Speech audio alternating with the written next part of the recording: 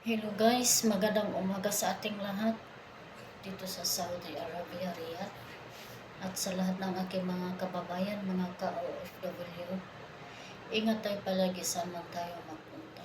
Ngayon ay araw ng Lunes, panibagong buwan na naman, July 1.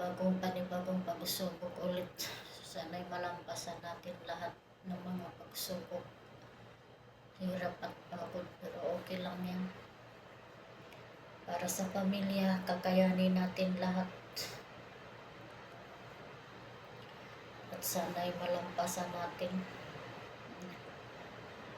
Mag 9 years na ako dito sa February. Pero wala pa rin. Ganun pa rin. Pero okay lang yan, at least nakakaraos tayo sa pang-araw-araw. Kasama yung pamilya natin.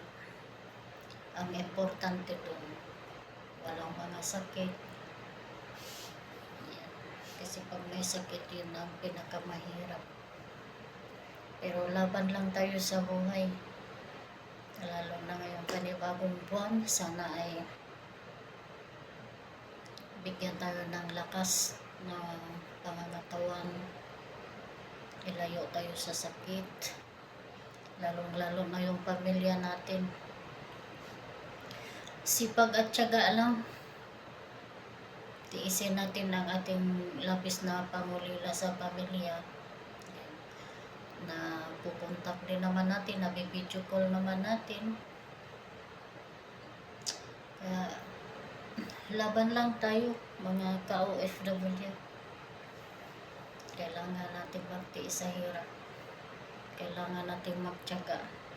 Kailangan natin tiisin ang lahat ng mga pangulila natin. Diba? At sana malampasan natin lahat. Yun lang ang hiling ko ngayong buwan ng July. Kasi sa mga nakaraan, grabing pagsubok. At sana napanbigyan tayo ng pagkakataon na makapag-relax man lang tayo, diba? Ma-relax yung isipan natin kahit minsan. Yun lang talagang tanging hiling natin, diba? Yung makapag-relax tayo, yung mawala yung stress natin. So, yun lang guys. Konting video lang muna. Katatapos ko lang magkape. Yan. Nagkape ako. Tapos, biskuit. Kunti lang. Kinain kong biskuit. Yan. Paano lang sa sikmura ba? Yun naman tayo mga OFW. Kunting ano lang natin. Okay na. Diba? So, pero kailangan pa rin natin ingatan yung sarili natin. So, yun lang. Maraming salamat. God bless you everyone. God bless us always. At ingat tayo palagi.